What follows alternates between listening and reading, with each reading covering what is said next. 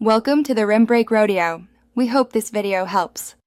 You begin by verifying prerequisites: Azure AD Premium licensing and supported OS versions. Once done, provision a certificate authority or opt for Microsoft Managed Certificates so Cloud Trust can validate devices. Next, make sure devices are hybrid Azure AD joined or Azure AD joined and that Microsoft Intune or your MDM is ready to enroll them. Start the process now.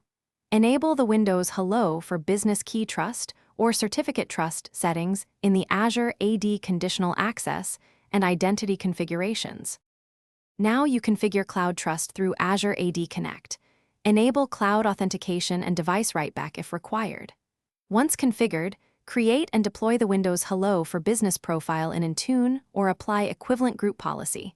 Set PIN complexity, biometric options, and key storage.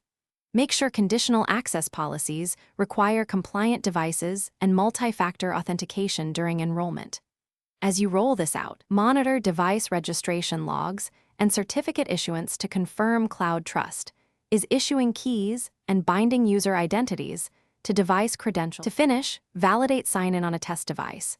Enroll, set up a PIN or biometric, and confirm Azure AD shows successful authentication.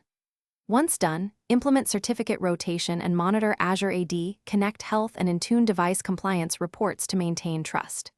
If things go wrong, first check time synchronization, certificate chain trust, and that the device status in Azure AD is properly joined and compliant.